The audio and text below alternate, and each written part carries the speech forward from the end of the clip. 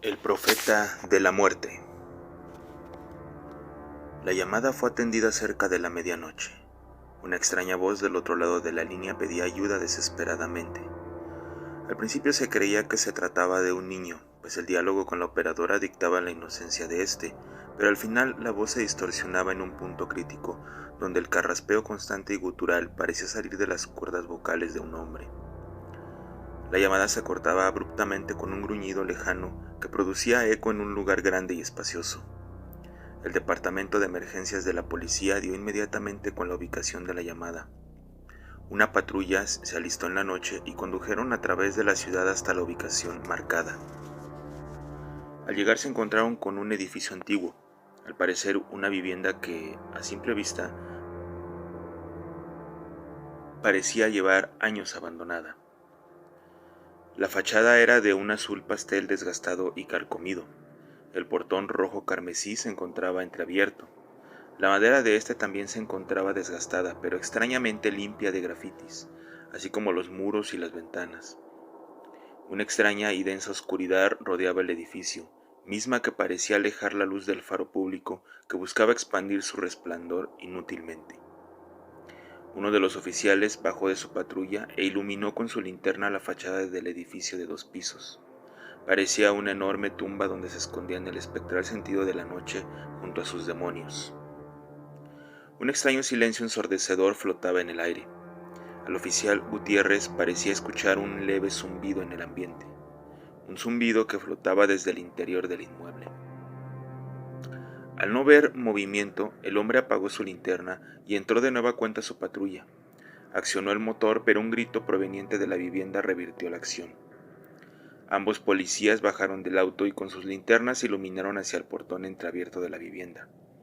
Ambos prepararon sus armas y entraron.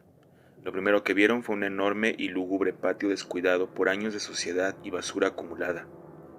Las paredes se encontraban agrietadas y a la luz de la luna el edificio parecía cobrar vida. En el ambiente se podía percibir algo antinatural, carente de cualquier percepción racional. Tanto Gutiérrez como Carmona comenzaron a trazar un plan. Decidieron separarse para recorrer el inmueble y encontrar a la víctima.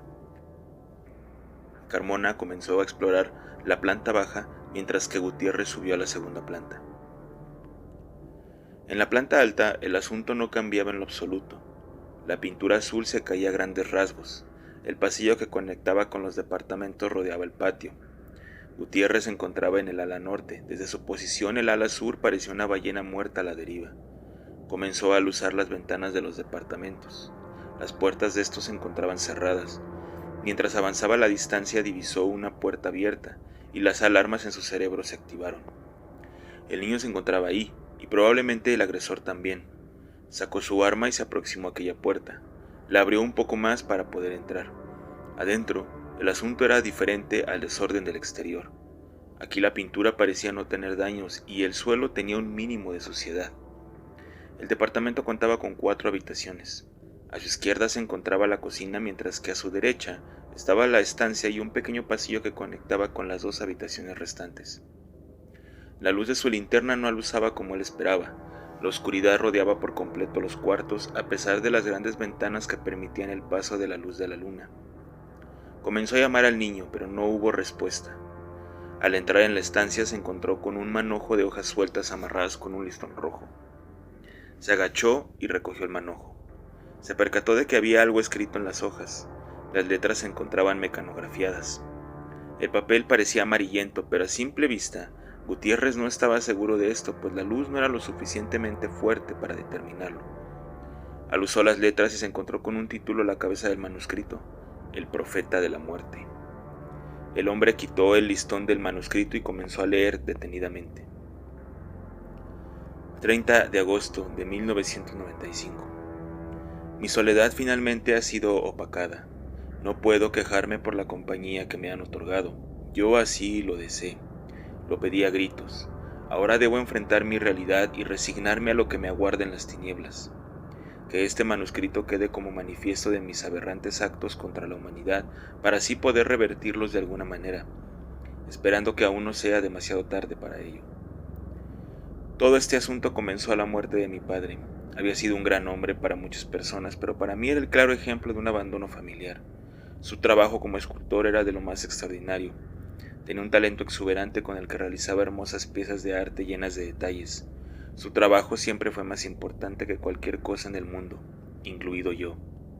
A la muerte de mi madre se refugiaba en sus esculturas, dejándome en mis asuntos depresivos. El tiempo pasó y el trabajo de mi padre comenzó a ser reconocido a nivel internacional.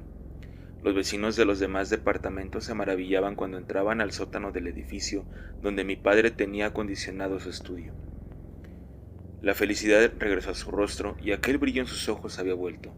Las cosas comenzaban a mejorar gradualmente. No fue hasta la visita de un extraño hombre quien le encargó una escultura peculiar y extravagante. El hombre buscó a mi padre en su estudio. No siempre tenía permitido entrar a su estudio, pero en esa ocasión me pareció tan extraña su presencia que decidí escabullirme.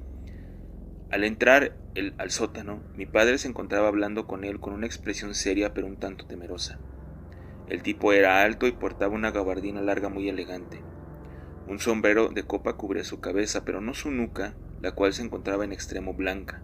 Parecía como si pudieras ver a través de ella. Le entregó a mi padre un folder negro con varias fotografías y una hoja mecanografiada que contenía un largo texto. Mi padre, al ver las fotografías, cambió su semblante por completo. Ahora parecía preocupado, tenso, como si una enorme roca cayera en su espalda. Tenía un trabajo que hacer, pero por primera vez lo veía dudoso, incluso molesto por la presencia de este hombre.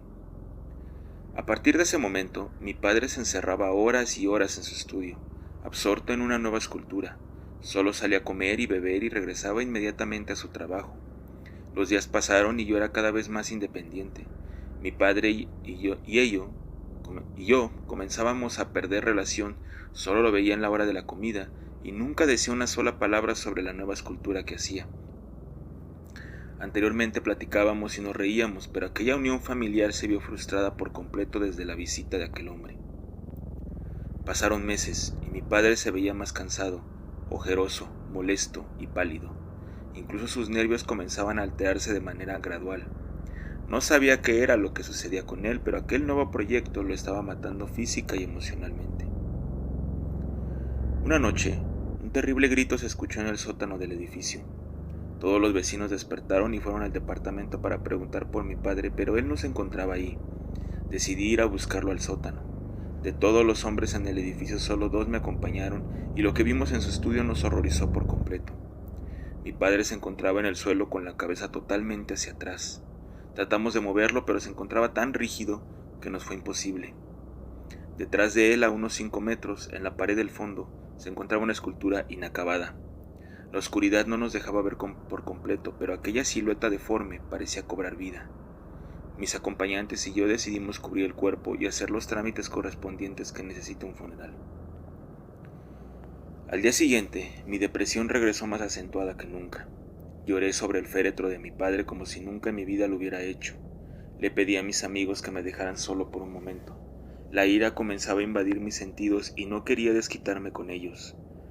Tomé las llaves del sótano y bajé hasta el estudio de mi padre. Todas las obras de arte de mi padre se encontraban cubiertas por mantas. Comencé a descubrir una por una, y en ellas vi reflejada la obsesión de un hombre por creerse grande en su talento, pero también vi un hogar destruido y separado por años de trabajos excesivos. Tomé el martillo de mi padre y comencé a destruir todas sus obras de arte. En medio de mi coraje y mi frustración me topé con la escultura inacabada que realizaba antes de morir. Quité la manta y me encontré con la figura de un monstruo. No podía apreciarla por la falta de luz en el sótano, pero su silueta era más que grotesca. Miré a mi derecha y en el suelo se encontraba el folder negro. Lo recogí y me dirigí hacia una pequeña ventana que servía como único acceso de luz en aquel lúgubre lugar. Abrí el folder y me encontré con una serie de fotografías grotescas, anormales, carentes de sentido. El protagonista de las imágenes era una bestia indescriptible, un monstruo que tenía cientos de colmillos que sobresalían de una enorme boca con innumerables lenguas largas. Sus ojos eran 2 enormes círculos vidriosos negros y profundos como una caverna. Su cuerpo estaba constituido por varios troncos humanos grisáceos y escamosos. Cada tronco contaba con largas extremidades que terminaban en varias cabezas humanas sin lengua ni ojos. A ambos lados se encontraban dos siluetas que portaban togas negras y largas. Largas capuchas tapaban sus cabezas y dentro de ellas también parecía haber una carencia extraña de vida. En ese momento no supe qué hacer. Mis manos temblaban sin control, pues la fotografía era grotescamente real, supernatural, envuelta en auras de incontables mundos perdidos y podridos. Repentinamente una hoja se desprendió de entre las fotografías. Era un papel mecanografiado. Se trataba del testamento de mi padre. No daré los detalles del documento, pero sí lo que quería decir. Mi padre me heredó el negocio, así como la completa realización de la obra llamada Gurkal, el profeta de la muerte. En ese momento me estremecí y las lágrimas volvieron a recorrer mis mejillas. No podía creer su egoísmo, pero sobre todo el obligarme a terminar con el arte deforme que lo llevó a la tumba. Era inaceptable. En ese momento tomé el martillo y me dirigí a la escultura del monstruo. Con toda mi furia, estaba por darle fin a esa cosa, pero extrañamente no pude. Algo que no puedo explicar me detuvo abruptamente y comencé a sentir deseos de ver terminada la obra. No soy escultor como mi padre, pero los deseos de concluir la escultura me llevaron a usar las artes de esculpir con una ansiedad morbosa. Al igual que mi padre, me encerré por días en aquel sótano de perdición y muerte, dándole forma a un ídolo ancestral que cuida con recelo los secretos de la muerte y la transición hacia mundos fríos y desolados. Hace meses que terminé de esculpir los últimos rasgos y el dios amorfo se ve más vivo que nunca. El hombre de la gabardina llegó hace un par de días y me pagó por la obra de arte que terminé. Al llevarlo al estudio, la bestia se había movido de su pedestal, aquel que rezaba con letras esculpidas Gurkal. El hombre de negro comenzó a reírse como un maldito poseído y en un parpadeo emergió el dios amorfo de entre las sombras, devorando a su súbdito, creando un baño de sangre y vísceras alrededor de las demás esculturas. La altura que le había dado era de 2 metros, pero el monstruo parecía crecer lo doble. El terror me invadió y salí gritando desesperado hacia mi departamento mientras que los vecinos salían a ver qué sucedía. La bestia devoró a cuantos se atravesaban en su camino. Buscaba a su escultor, aquel que le dio la vida. He decidido esconderme en una de las habitaciones. Jamás me encontrará, no es tan listo. Maldita bestia, chilla como un niño, pero no me convencerá. Jamás saldré de aquí. El primer sentimiento que tuvo Gutiérrez fue lo pequeño y frágil que se sentía en aquella habitación. Gurkal seguía aquí, y de ahí provenía aquella densa oscuridad infernal. Tiró el manuscrito y un grito de terror lo sobresaltó. Se trataba de Carmona, y el grito provenía del lugar que menos deseaba visitar, el sótano. Salió del departamento abandonado y corrió hacia el patio. Al llegar al centro de este, a su izquierda, se encontró con las 2 puertas del sótano totalmente abiertas. De la oscuridad sobresalía un ruido putrefacto, como el de la carne cuando está siendo machacada por enormes colmillos. Gutiérrez estaba paralizado, pero sus sentidos se perdieron en el abismo cuando escuchó la súplica de un niño pequeño. Una de las cabezas tentaculares se abalanzó sobre Gutiérrez, devorando su rostro en cuestión de segundos. Gurkal, el profeta de la muerte, permanece en las sombras. Su hambre fue saciada y la vivienda seguirá siendo el hogar de una criatura ancestral y demoníaca que aguarda en las profundidades de la noche. Si te gustó este relato, no olvides darle like y suscribirte. Eso me ayudaría mucho. Gracias.